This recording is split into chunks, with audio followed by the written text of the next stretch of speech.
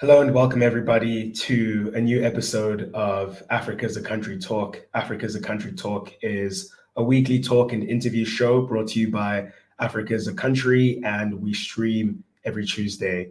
Now, ordinarily, I would tell you that I'm joined by my co-host, Sean Jacobs, but today is not an ordinary episode and our regular programming is being interrupted. Of course, everyone cannot not pay attention to the escalating brutality against the Palestinian people that is being inflicted by Israel. And so today's episode is a response to that. And we're doing something a little bit different. And we are presenting today's episode in association with PEN South Africa, who have helped us put it together. And what this episode is going to include is South African writers reading their poetry, as well as reading the poetry and prose of Palestinian writers. And we are extremely privileged and grateful that during this episode, we are also going to be joined by some Palestinian writers who are going to be reading their own poetry and going to be reading their own prose. Now, we wanted to do this as a gesture to amplify Palestinian voices, especially in the literary and cultural realm, which is often overlooked. And as South Africans, we know the despair and suffering of apartheid. We know our rich body of literature that communicates that despair and suffering. But South Africans also know that apartheid can end. And so as Palestinians continue to resist on the ground, we hope that this can serve as a small gesture of solidarity as they dream of freedom. As a Palestinian poet, Mahmoud Darwish once said in an interview, "A dream is a piece of the sky found in everyone. We can't be boundlessly realistic or pragmatic. We are in need of the sky to strike a balance between what is true and what is imaginary. The dream is a province of poetry." And so tonight we're going to be traveling to the province of poetry. And on that note, I'm pleased to welcome our chair for this evening. I'm not going to be your presenter for tonight. We are extremely privileged to have Jay Pather, who will host tonight's proceedings. And to tell you a bit about Jay, Jay is a curator, choreographer, and academic. He is a professor at the University of Cape Town, where he directs the Institute of Creative Arts, and recent publications of his include such titles as Changing the Metropolis, Rogue Urbanism, Performing Cities, Where Strangers Meet, and many others. So I'm going to now leave you in the capable hands of Jay, and I will see you all later. Enjoy tonight's show. Great, thank you. Thank you very much, William, for that really, really kind and generous introduction, and to welcome everyone. Welcome in particular to the excellent writers that will help us navigate the complexity of emotions of this time, of hope and wisdom and pain and loss, memories of past and present struggles, and ultimately thoughts of how we may and can respond and act in the wake of potential paralysis and bewilderment. The tragedy that is happening right now needs no more words of description from me. So just to say that in this exchange, as Will says, we simply hold space for the pain that is being felt right now as a result of unthinkable brutality. And in this regard, we are so deeply honored to have with us artists from Palestine in the midst of so much precarity and vulnerability. We sincerely hope that this space provides an unqualified show of solidarity and strength, and a measure of comfort and support. This confluence of South African and Palestinian artists comes from a shared experience of the brutalities of apartheid, as Will alluded to, and more specifically on the power of art and possibilities for social agency in the alleviation of suffering as a result of racial discrimination and land theft. That includes everything from raising consciousness in the face of erasure and misinformation to strategic initiatives and art activism.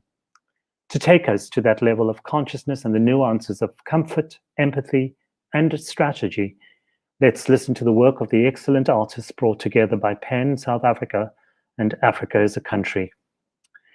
I have great pleasure in introducing first up Rustum Kozain.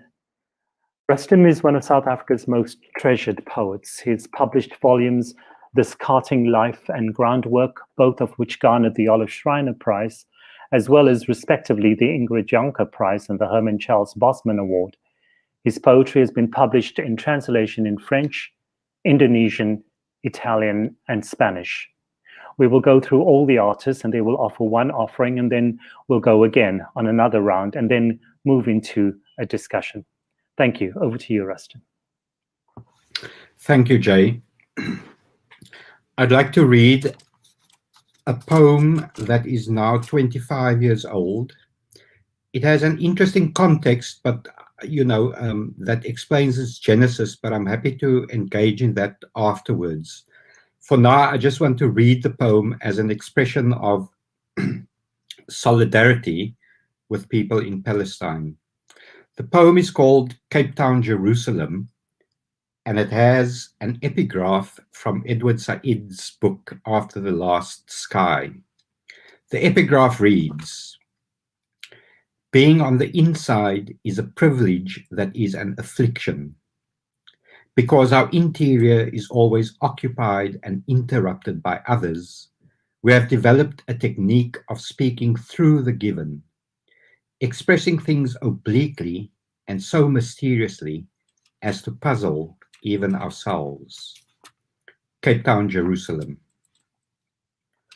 Often now I turn away from things, from jubilance save that which from a quiet word may grant my moment's wealth. A hometown olive's orchard that shivers in dusklight, the pit-bat as fruit fall free to the ground, or the homeless manic's quiet rage at grace when a shop owner hands him coffee. Most of all, I walk, so I may reach home and try to know myself, so I may turn to work, and turn more from the racial rage I need stole in myself, as I turn from the stone's articulate act and seek the sentence to house my tribe, even as I know of neither's existence. These are rages which won't still, which need thought, but thought fans flames, and action in killing them kills the word. Yet in my silence there is this rage, still this rage. So I turn away from things and read, dip into books, wait thus for reports from my race, choose not speech, but sit in my silence which broods to myself, a self at least, and wait, more thinking not of exile from, whether inside or out, but exile through. How inside the very head the tongue is exiled through itself, the tongue its own exile. And I turn more away from things, preferring solitude and work to tongue at stories from their silent insides, like an orphan who in a new house senses an old taste, and quietly mulls thus a morsel that brings memory darting like a wasp in the head, then withdraws his tongue from probing, back to the mute bed, the civilizing cradle of the jaw. Thanks. I look forward to the second offering. Our next up is Siphokazi Jonas, a celebrated writer and performer. She's co-producer of #WeAreDyingHere, a short film adapted from the stage production, which she co-wrote and directed and performed in. She has performed also alongside renowned musicians and is the English poetry editor for the New Contrast Journal. Siphokazi.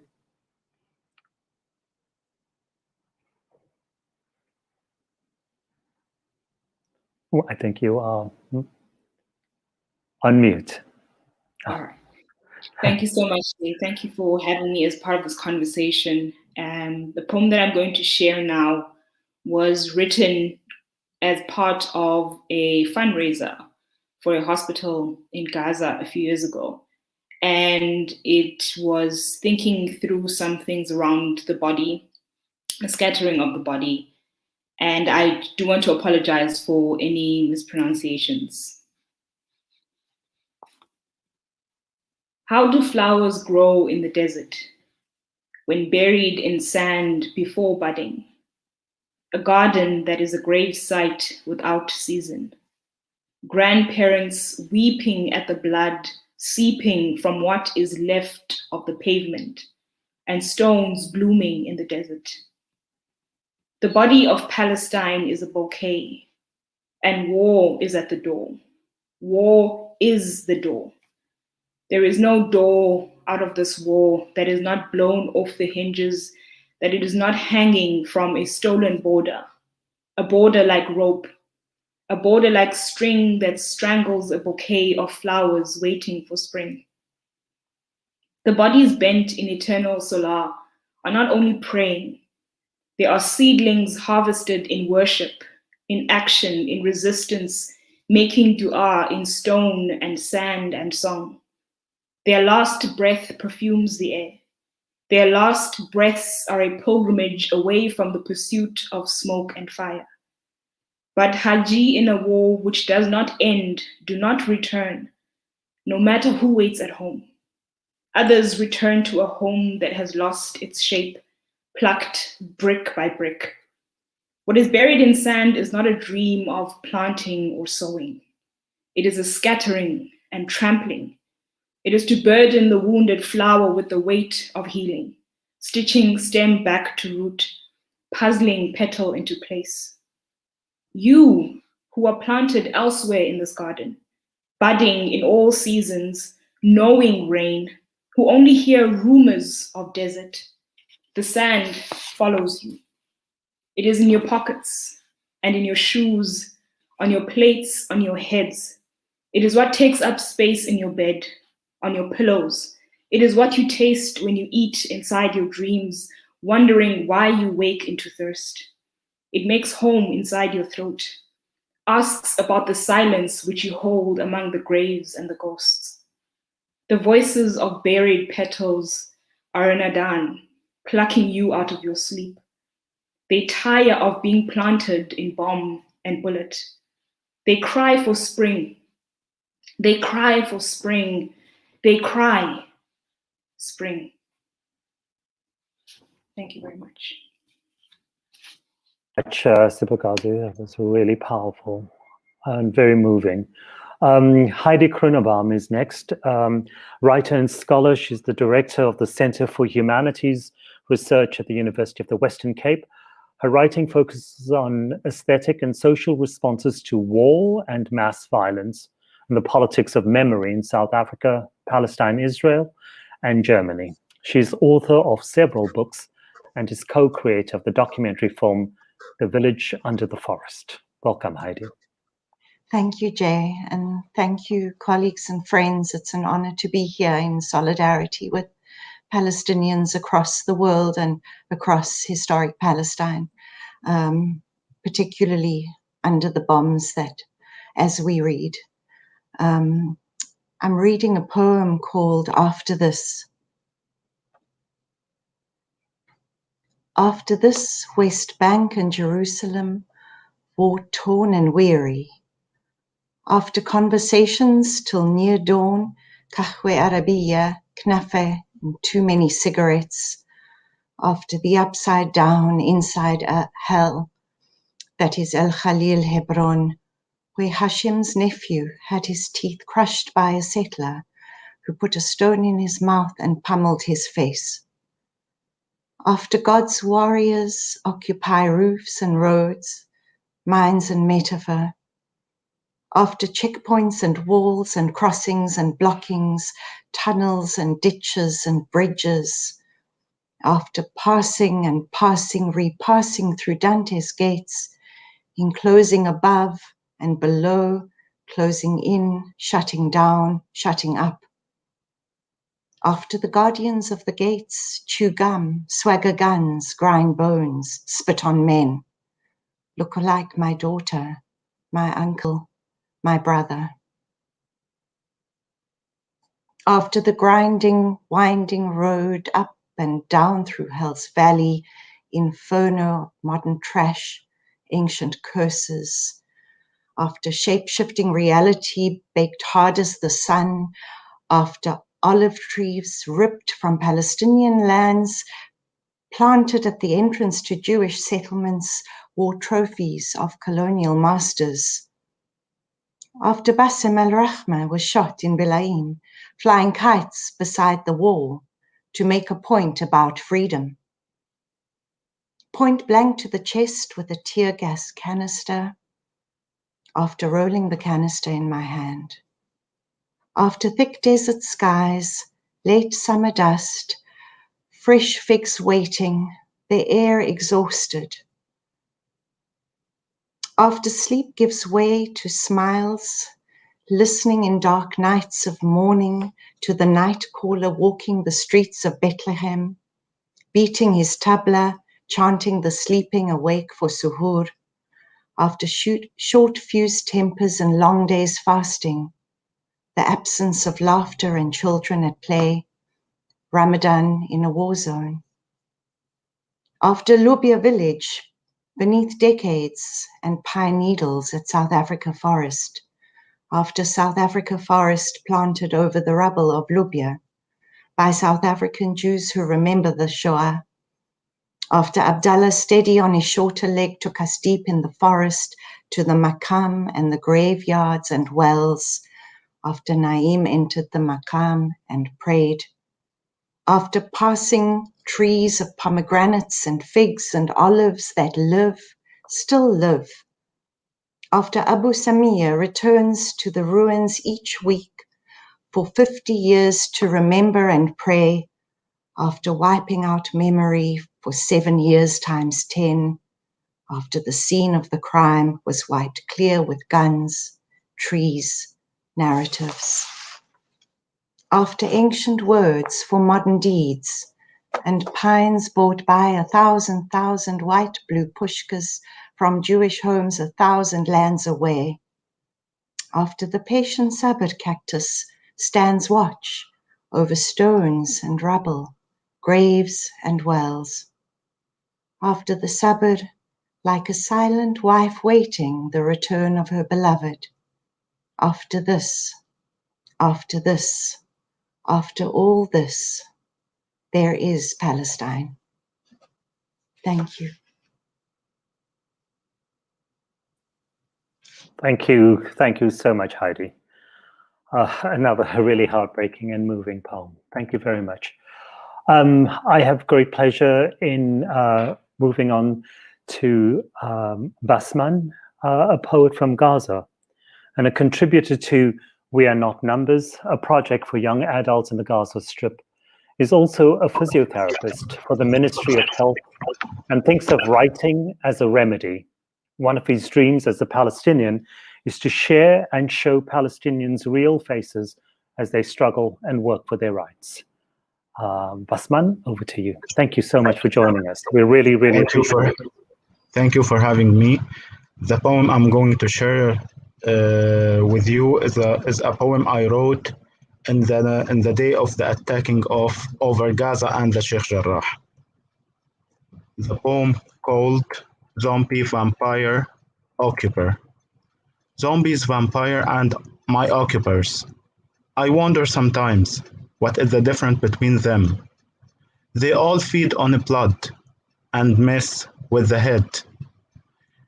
They send their drones to buzz inside my ear, leaving me sleepless with an aching head. In the square of Al-Aqsa Mosque, a soldier stares at Palestinian protesters, his gun primed and ready with live bullets.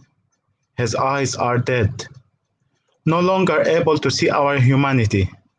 He exploits my people from their homes in Sheikh Jarrah, reminding us of our 48 Nakba and starting a new one. In Gaza Strip, they bomb everywhere. Today, I sat in my sister's house after the Israelis threatened to destroy my whole building and targeted one apartment inside. 3 people were killed. 9 children were killed yesterday, sent by the angels to heaven before they could enjoy wearing Eid's new clothes. The smell of our blood must seduce them. What is the difference between zombies, vampire, and our occupiers? None. Thank you. Thank you very much, Basman. I hope we will hear you again in a few minutes. Thank you so much. Thank you. Our next presenter is Mahmoud Alshaer. He's a writer and poet who has worked at 28 Magazine for more than 4 years and was the cultural manager at the publishing house Kuta between 2017 and 2018. He received the first prize in the University College Competition for Poetry in Gaza in 2010 and received the second prize in the Palestinian Youth Creativity Competition in 2013. And he will be translated by Katharine Halls. Thank you. Thank you, Jay. Thank you. All. Thank you so much for being with us. Thank you. Hi, Katharine. Now I will start to read in English.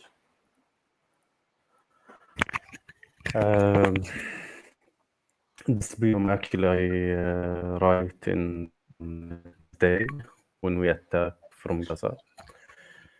يا سيد الأرض يا سيد الأرض متى تأذن بالراحة؟ لقد أوجعني هذا الفقد وقلبي منهك، ذاكرتي لا تكف عن النزيف. يا سيد الأرض تخرب الصواريخ مع المكان، تدمر الشوارع والحدائق والبنايات، وتتناثر مع الحجارة أبنية في المخيلة وذكريات مع الأمكنة. مشاهد الدم على الشاشة، أفكر في الكتابة، أنظر إلى السياق، أنظر إلى ما كتبت. الدماء في المجاز لا تهدأ، إنها مثل أثر الأقدام. يا سيد الأرض من أنت؟ لماذا أنادي عليك؟ يا سيد الأرض لماذا أتمنى أني لم أكن؟ لماذا كل هذا الوجع؟ كاترين.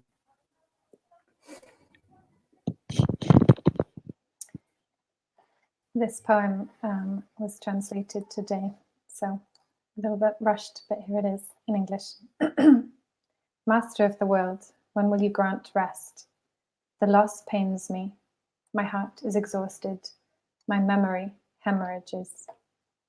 Master of the world, rockets blight my present in place, destroy streets, gardens, plants, buildings scatter with rocks in the mind and memories in places. I see the bloody scenes on screen. Think about writing. Survey the surroundings. Look at what I've written. Blood, in metaphor, won't stop, comes like footsteps. Master of the world, who are you? Why do I call you? Master of the world, why do I wish I were not? Why all this pain? Yes, can we read another poem? This is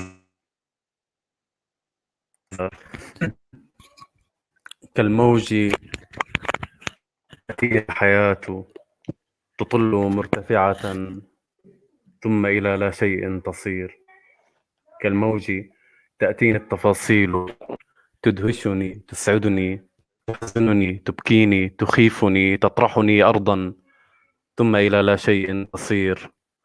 أخذت الصبر والأمل وأتتني البصيرة وسمعت صوتا يردد البكاء لمزيد من البكاء، الانكسار لمزيد من الانتظار، والركض لمزيد من اللا شيء. علمتني أن أقف، قلت لا تركض بل تمشى، وقلت لا تنكسر بل تمشى، وقلت البكاء حبل في القدمين. كالموج تأتيني الحياة تطل مرتفعة ثم إلى لا شيء تصير. Like a wave comes life, looks out from above, then proceeds towards nothing, soon. Like a wave come details, bringing surprise, joy, sadness, tears, fear, throwing me to the ground, then towards nothing, proceeding, soon. I've taken up patience and hope. Vision came to me, and I heard a voice repeating, crying for more crying, breaking for more waiting, racing for more nothing. You taught me always to stop. You said, do not run but walk. You said, do not break but walk. You said, tears are a rope around the feet. Like a wave comes life, looks out from above, and then, towards nothing, proceeds. Thank you. Thank you. Extraordinary, Mahmoud. And thank you so much, Katharine, for being with us. We'll come back for another round. So I look forward to hearing another one of your exquisite works. Thank you so much. So we'll go back to Rustum. Can we call you on for another offering?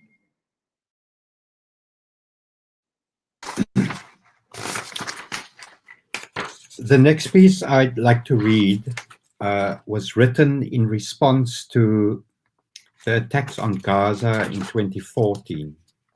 The poem is called The Wind in the Morning. The man wakes from dream to nightmare, his night-age knees buckling over rubble outside when he emerges from the black mouth of his house. Its burnt shell a meager shelter from the wind, now tugging at a loose something and the blight it brings like a scythe through the valleys. Excuse me. Let the sun rise if it must. Let it burn through the wind. Let it dry them eventual white and broken as the earth. His neighbors, the two lovers, charred in copulation on the blackened bed, as if they unleashed the starbursts of the bombs, that burning out their love. What's left are the wind-worn harvests, the neighbors' ache, friends' unanswered calls, a mother who cries, who wanders until death among the millions of the unconsoled. We who also wake, but turn away, cowed, unashamed, we whisper only to each other of the murdered and the maimed. Single, multiple, mass, the killing fields, the index of our regress back from Auschwitz-Birkenau. Thanks. Rustum, that was completely breathtaking. Those images are emblazoned into in my brain, and some of them in a very unwelcome way. So thank you. We'll unpack those in the discussion. Kazi, we'll have your second offering. Thank you.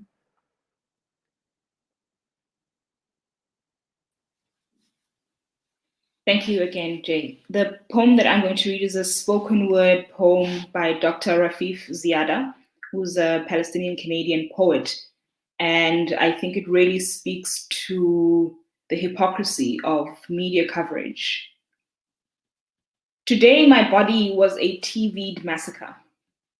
Today, my body was a TV'd massacre that had to fit into sound bites and word limits. Today, my body was a TV'd massacre that had to fit into sound bites and word limits filled with enough statistics to counter-measured response. And I perfected my English and I learned my UN resolutions. But still, he asked, Miss Ziada, don't you think that everything would be resolved if you would just stop teaching so much hatred to your children? Pause. I look inside of me for strength to be patient. But patience is not at the tip of my tongue as the bombs drop over Gaza. Patience has just escaped me. Pause. Smile. We teach life, sir. Rafif, remember to smile. Pause. We teach life, sir. We Palestinians teach life after they have occupied the last sky. We teach life after they have built their settlements and apartheid walls over the last skies. We teach life, sir. But today, my body was a TV'd massacre made to fit into sound bites and word limits. And just give us a story, a human story. You see, this is not political. We just want to tell people about you and your people, so give us a human story. Don't mention the word apartheid and occupation. This is not political. You have to help me as a journalist to help you tell your story, which is not political. Today, my body was a TV'd massacre. How about you give us a story of a woman in Gaza who needs medication? How about you? Do you have enough bone-broken limbs to cover the sun? Hand me over your dead and give me the list of their names in 1,200 word limits. Today, my body was a TV'd massacre and had to fit into sound bites and word limits and move those that are desensitized to terrorist blood. But they felt sorry. They felt sorry for the cattle over Gaza. So I give them UN resolutions and statistics, and we condemn and we deplore and we reject. And these two are not equal sides, occupier and occupied. And 100 dead, 200 dead, and 1,000 dead. And between that, war crime and massacre, I vent out the words and smile, not exotic, not terrorist. And I recount 100 dead, 1,000 dead. Is anyone out there? Will anyone listen? I wish I could wail over their bodies. I wish I could just run barefoot in every refugee camp and hold every child, cover their ears so they wouldn't have to hear the sound of bombing for the rest of their life the way I do. Today, my body was a TV'd massacre. And let me just tell you, there's nothing your UN resolutions have ever done about this. And no soundbite I come up with, no matter how good my English gets, no soundbite. No soundbite will bring them back to life. No soundbite will fix this. We teach life, sir. We teach life, sir. We Palestinians wake up every morning to teach the rest of the world life, sir. Thank you. It takes a moment to take it all in. Thank you very much. Thanks so much, Siphokazi. Next up, Heidi Grunebaum. Thanks, Jay. The next poem I'm reading is by Yusuf Kasmir from his debut poetry collection called Writing the Camp. Yusuf is was born in Badawi refugee camp in North Lebanon, and Saturday was on the 15th of May was the 73rd Nakba Day commemoration, and happening in this week of the incessant Israeli attacks on Gaza and Palestinians in Gaza, on East Jerusalem, on Palestinians across historic Palestine, including the occupied West Bank. I wanted to honor or to pay homage to the, as Jay said, hope and wisdom, but also the expansive imagination and philosophical grounding of Palestinian artists and writers, and particularly from the perspective of the refugee camp. This poem of Yusuf Kasmir is called "The Camp is Time." Who writes the camp, and what is it that ought to be written in a time where the plurality of lives has traversed the place itself to become its own time? How will the camp stare at itself in the coming time, look itself in the eye of time, the coming that is continually pending, but with a face, human or otherwise, that is defaced? The camp is a time more than it is a place. Upon and above its curves, time remembers its lapses to the extent that it is its time, the one whose time is one, that preys on a body that is yet to be born. In crucifying time, neither it nor we can recognize the crucified. God incinerate the camp, save the dialect. God incinerate the camp, save the dialect. The incinerator of time is the camp.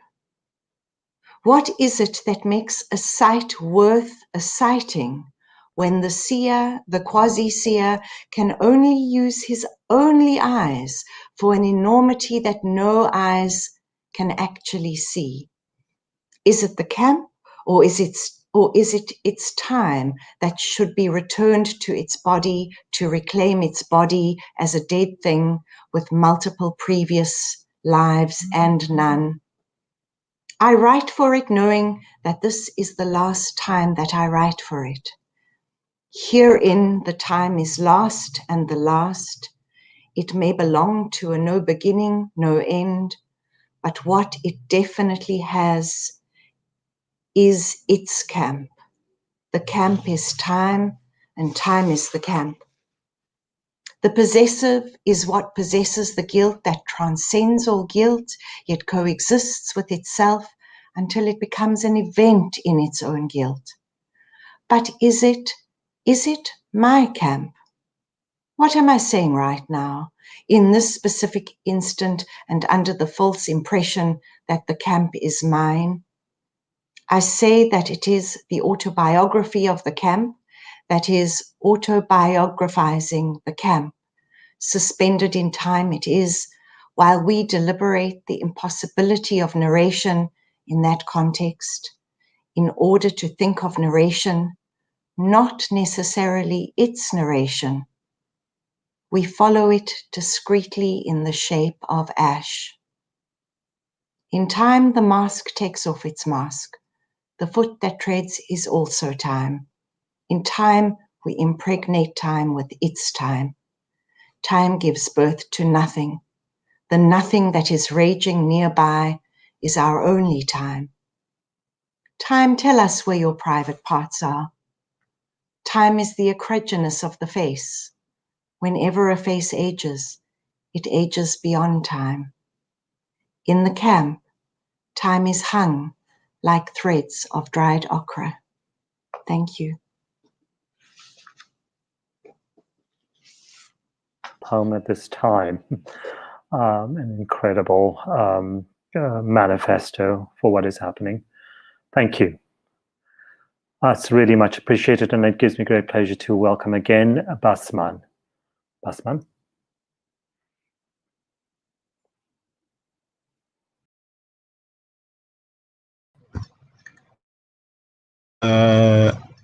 The poem I'm sharing right now, it's a poem I wrote in 2020 about the feeling of being insulted when people equalize between our resistance and the occupation.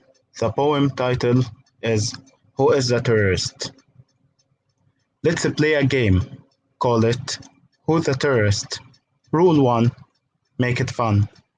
Rule 2, no double standard. Same rules for everyone. Rule 3, everyone plays by the same rules. No hidden agendas. Not like the one it plays today. Player 1 was born in 1948. He has the biggest gun. In fact, he has gun in both hands.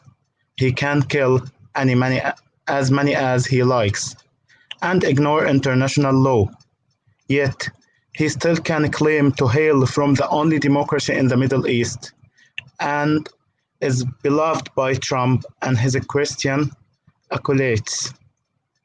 The second player was born in 1987, malnourished with one PP gun.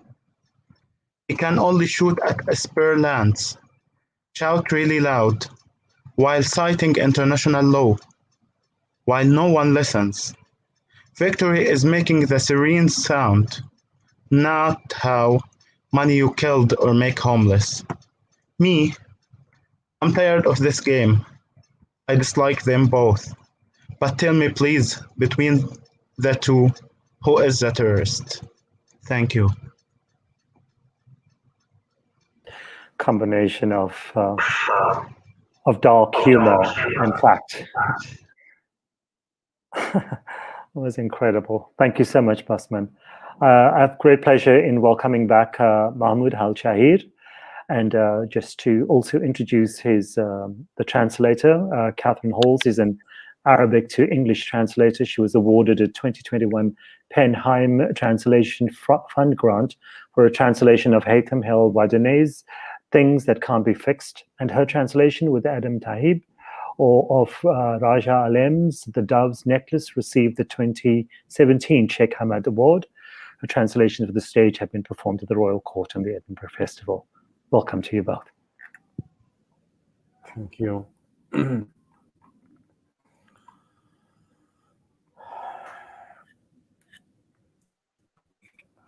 Now I read my last poem. أتنفس كعصفور معلق على حواف نافذة، وأنا الملقى مثل ميت من أهل هذا التراب.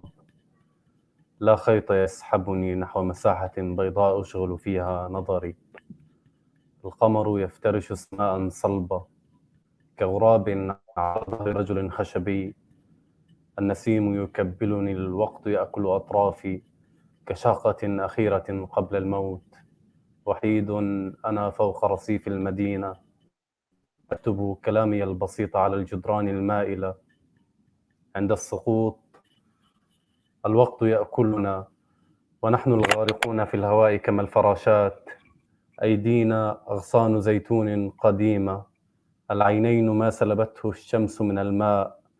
نغرق في الفضاء والكل ينهل مما رماه القدر من الروح في قاع الزجاجة.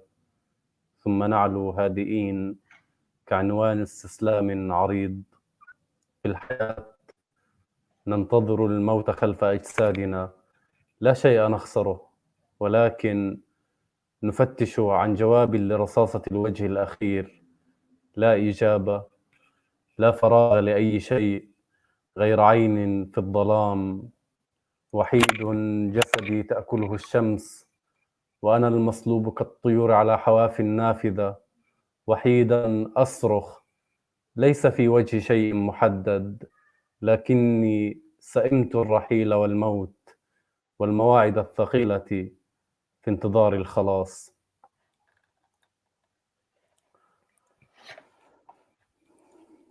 Thank you, Mahmoud. It was so great to hear that, and it's so wonderful you've been able to be here despite the conditions where you are. Here is the English translation. I breathe like a bird perched on a windowsill, flung out like one of the people of this earth, dead. No thread pulling me to a white space on which to focus my gaze. The moon settles on a hard sky like a crow on a wooden man. The breeze shackles me, time consumes the edges of me like a last gasp before death. Alone on a city pavement, I write my simple words on teetering walls. At the fall, time eats us while we drown in the air like butterflies. Our hands are ancient olive branches, our eyes the water the sun snatched away.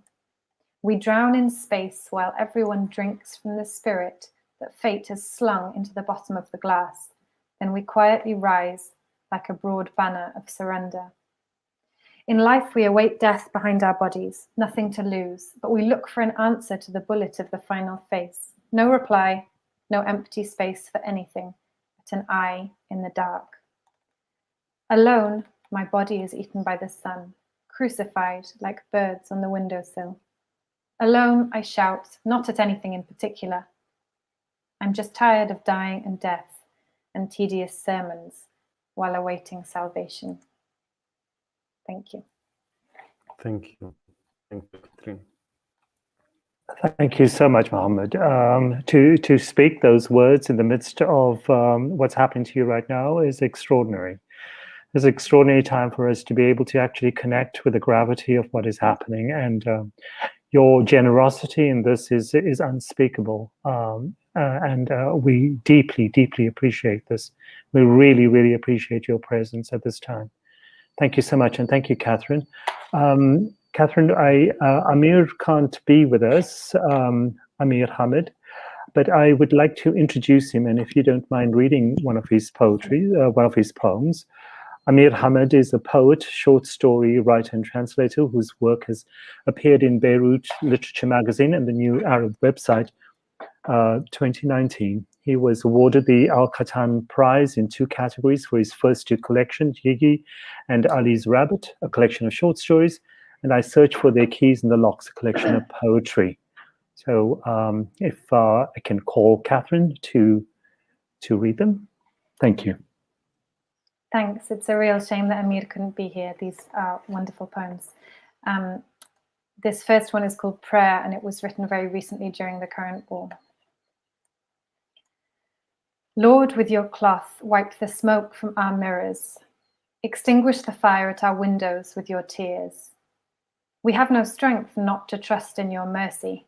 Rockets have broken the bones of our planets. Bombs have shattered the glass of our air, and the fragments lie heavy on our eyes as we hold them out to you, that you may set them on the scales. Do I have time to read a second one by Amir? Please. Thank you. Thanks, Katharine. Go ahead. This one is called The Mediterranean Sea. I was a timid child, his father drowning in front of him. He shouted to me from a whirlpool, tugging his soul out of the collar of its shirt to get help. I shook at this proximity, my own name, and drowning. His voice each time came back as bats crashing into his body. I was frozen to the spot, my tongue distracted by the salt on my lips. My father was paddling far away with fins gone stiff in the foam, and I was departing further in the nets of fisher people who dreamt of returning home with golden fish that tell stories. Then my father came back from the sea without my help, and when he passed me, he avoided my eyes to save me from seeing in his blue face the octopus of his disappointment. Thank you. It's incredible to have finished this round of the poems with so much delicacy and fragility in the wake of so many large issues and large emotions and epic movements in the previous speakers. So that was a really beautiful way to end the collection of poems. I have pleasure in calling upon Rustum now to give us your just some overall comments, and we'll call on the rest of the panelists as well, so we could have just a short conversation before we have to finish. Just if there's any resonances. No, of course, I mean, there's not much I can say beyond the poems itself, because the poems, are full of their own meanings, and I don't want to reduce any of them.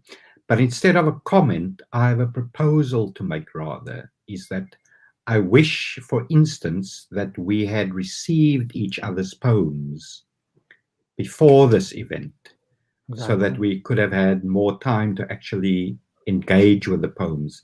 And I am actually, I'm actually would like to see whether we can maybe do that, and maybe Africa is a country wants to host a follow-up session to this, maybe in 2 weeks' time or in 3 weeks' time or something. But, other than that, the poetry is amazing. I've enjoyed all of the poems. I can't speak about specific issues or themes or resonances in the poems, because they do come to us as oral events, etc. And I would prefer to have the texts in front of me.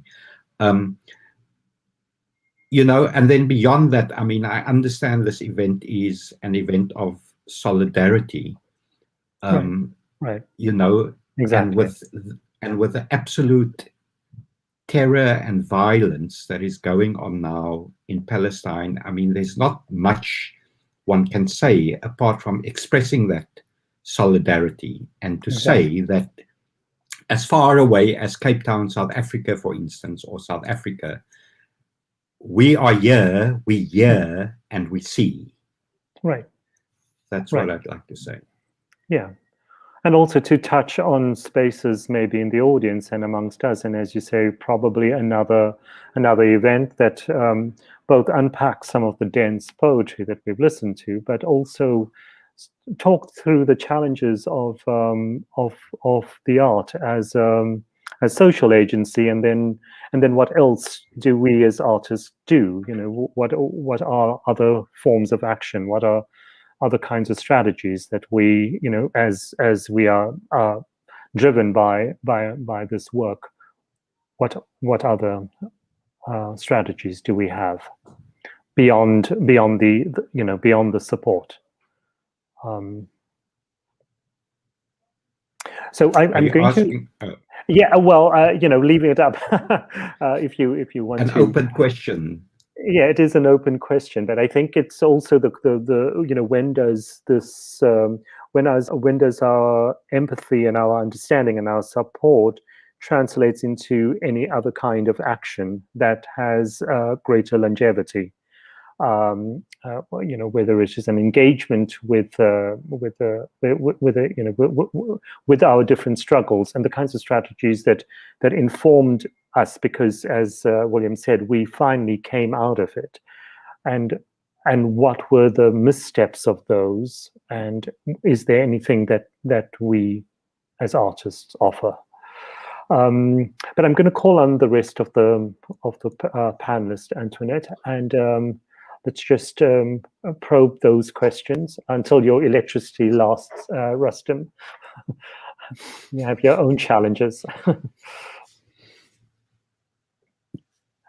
I have also great pleasure in inviting Adania Shibli, born in Palestine in 1974 and holds a PhD from the University of East London, published 3 novels in Arabic and splits her time between Berlin and Jerusalem. Welcome. Really great to have you on board as well. So I guess the idea about taking this work, I don't know, Heidi, if you've got any thoughts about the work that you've heard. I must say I'm overcome by emotion, actually. Mahmoud joins us. We listening to his words live, his poetry. It's life and metaphor that come together in a very disorienting way, and he's sitting under the bombs, and it just I find that very difficult to respond to intellectually and cognitively, and at the same time want to in a way mark that Palestinian art has been made under these conditions, or art by Palestinians. I think art by Palestinians is a much bigger gift for the world than to say Palestinian art. And I would need to, like Rustum, really engage seriously with the work that Basman and Mahmoud and Amir, or on behalf of Amir, have presented tonight, but also Siphokazi and Rustum's work.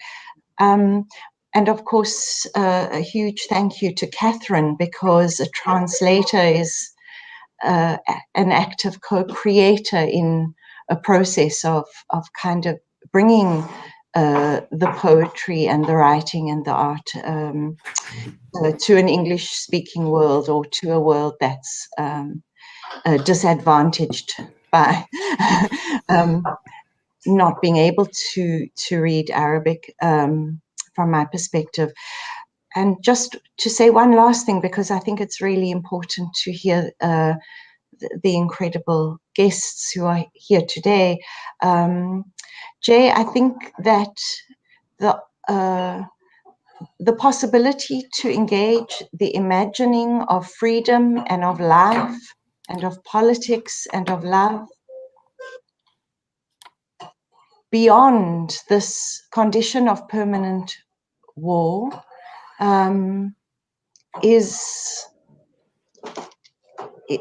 we need to be engaging with the work of Palestinian artists. And I think this is absolutely crucial, and it needs to be widely, Palestinian thinking and imaginings of what life looks like, but not under conditions of war only, but what really under conditions of life will look like. And in a way, that's the honor, I think, as South Africans whose artists played a huge role in giving us visions of freedom.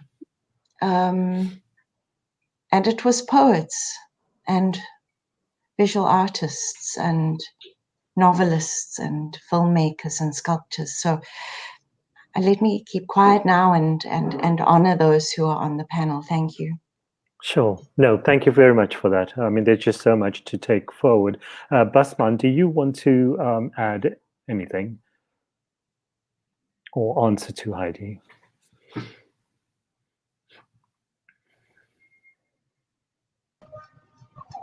Okay, do you hear me well? Yes, thanks. Thank you. First of all, thank you for having me with you and for the opportunity to share my poetry and to be with others. And thank you, Heidi. The issue is, we Palestinian need to keep writing and keep doing this different kind of arts. I think art is, at the end of the day, it's a kind of resistance. And we need to talk about, like in my poetry and in Mahmoud's, on also in others, we talk about different aspects of life and this different aspects of imagination. So we talk about love, we talk about war, we talk about getting the border and getting outside. So we talk about different aspects of life. We try to make like a complete picture of what is life under the occupation. So I hope that we can just one day meet in person and talk about more and more of what really happening on the floor. And thank you again for having me.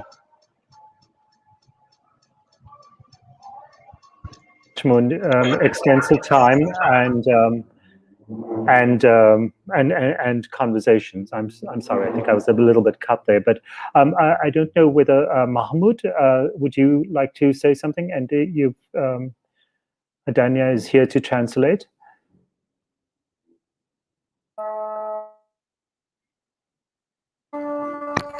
يعني صوت الأذان كتير عالي، بس بحب أشكركم على استضافتي اليوم، وبحب أكد على حقيقتنا في النضال لتحقيق حقنا في الأرض وتحرير أرضنا الفلسطينية من الإسرائيلي. وإحنا ناس عاديين، يعني بنحب وبنتألم بنتوجع وبنحب دائما نعبر عن حياتنا تحت الاحتلال أو حتى يعني في حالات السلام بكل الأدوات، من خلال الكلمة والرسم والفيلم وكل الأدوات الإبداعية المتاحة. Thank you for having me again, and thank you, Adania, for this sharing, for this opportunity. Thank you, Katharine, for translating and saying my poems in English. You can talk, Adania, for me. Yeah. So I apologize for the loud voice of the muezzin, but this is part of hearing the ambience in Gaza. We are attached to life, and we are attached to every meaning that life has, and art, the word, painting, they will always be there for us, something that we will insist on, not only under attack or during wartime, but also in times of peace. We will live for that. Yeah, that is incredible. That one that can be said at that moment. That's just absolutely wonderful.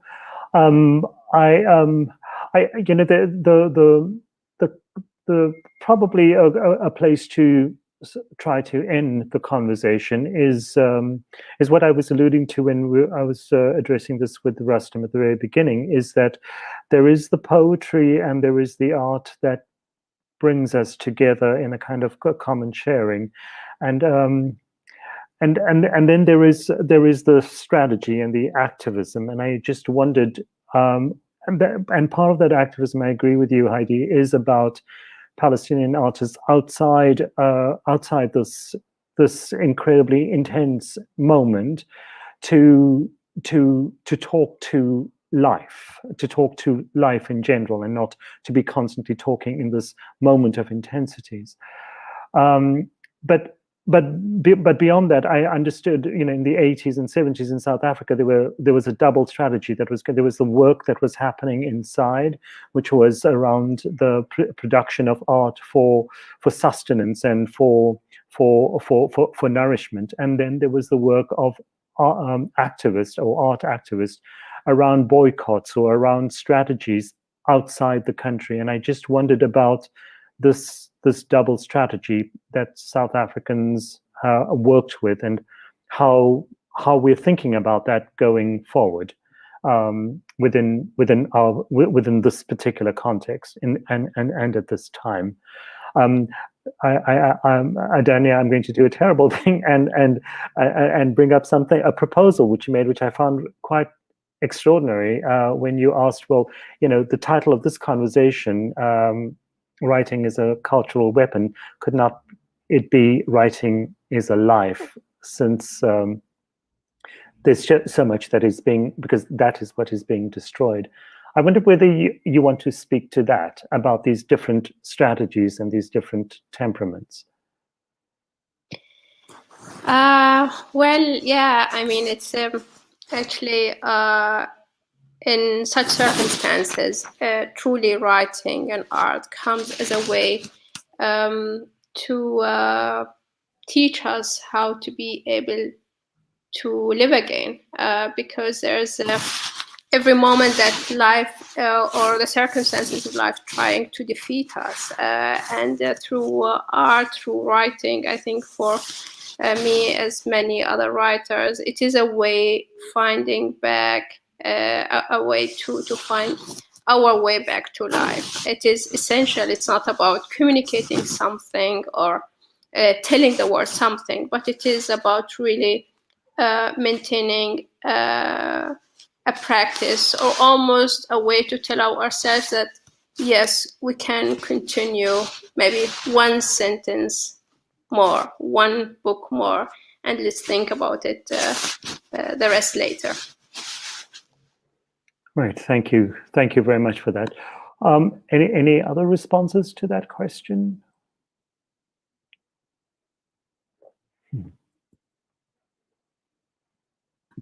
Mahmoud?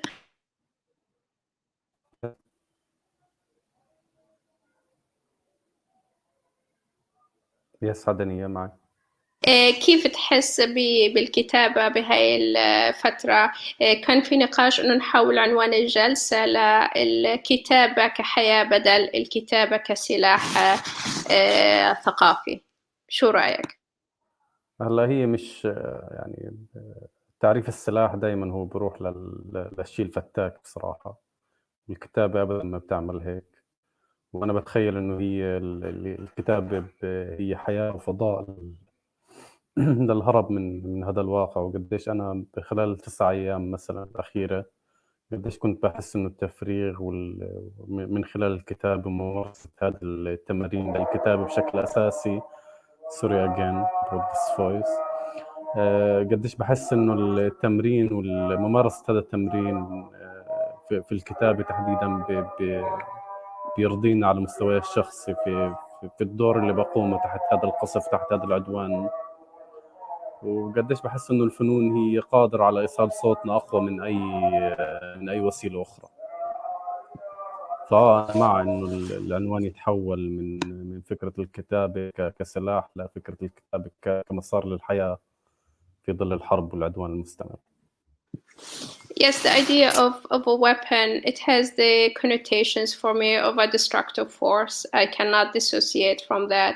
Whereas writing, especially in these present circumstances, under shelling, under bombing, it keeps me of almost finding a different way to living and something that is parallel to reality, to guard myself and to be able to continue. Thank you. Thank you so much, Mahmoud. Rustum?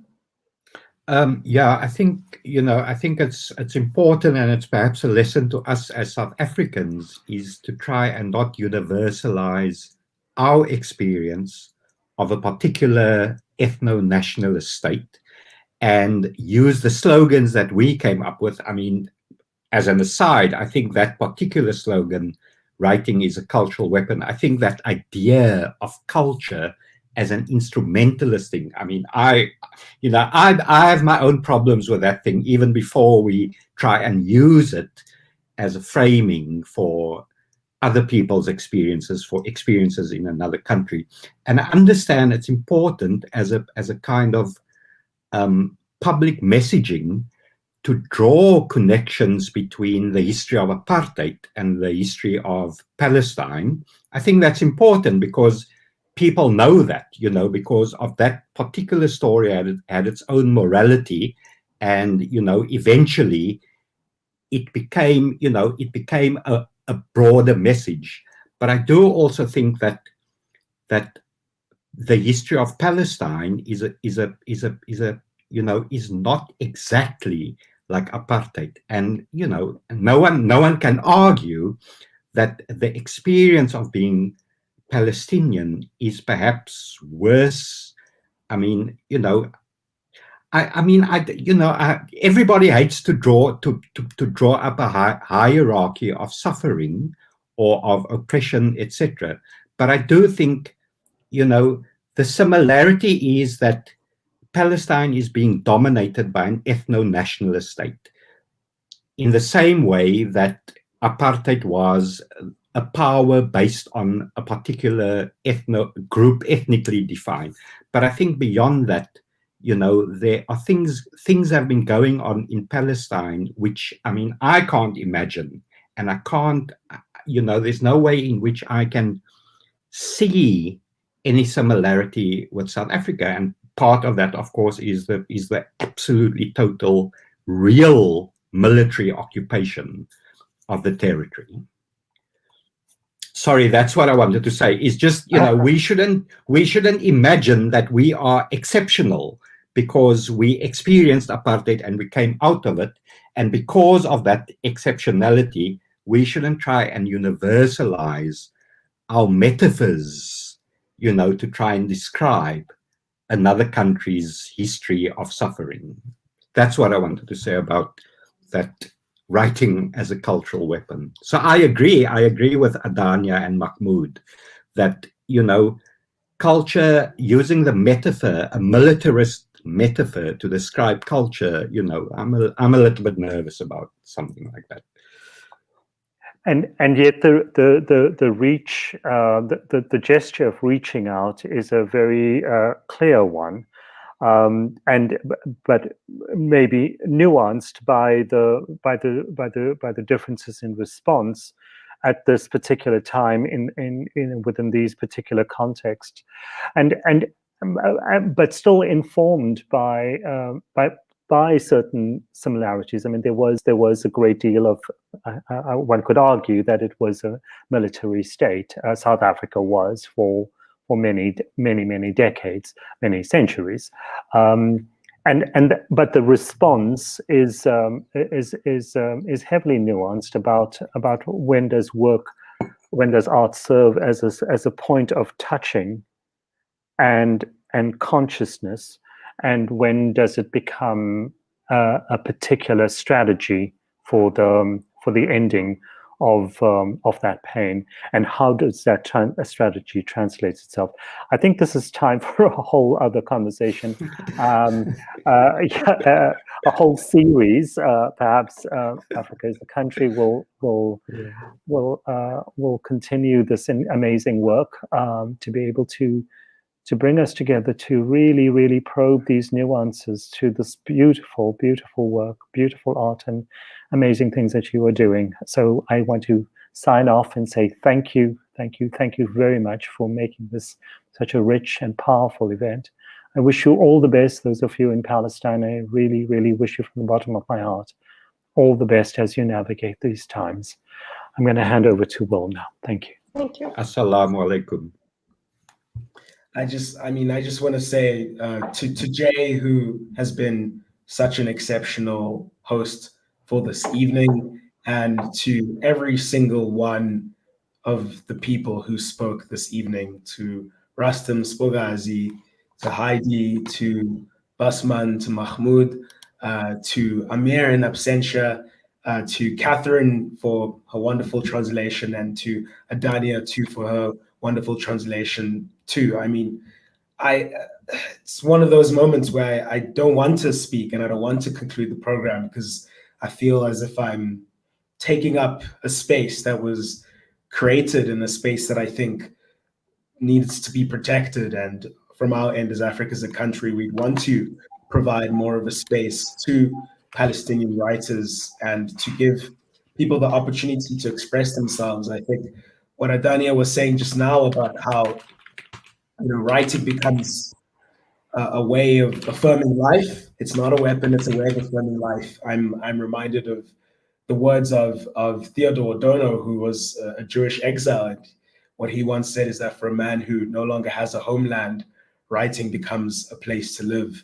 And I think that's it's an experience a lot of us really can't understand, what it's like to not have a homeland, as the Palestinian people don't at the moment. So what I want to say is just shukran deeply from my heart to everyone who spoke today. And I'm thinking of Mahmoud and the adhan that was playing behind him, the call to prayer, and how thinking of the call to prayer itself as a form of poetry, and how it's not only a call to prayer, but a call to endure. And the Palestinians are enduring and they are resisting. And it is all of our responsibilities watching here today to show solidarity in concrete ways and to ensure that Palestine is one day free. On that note, I say thank you and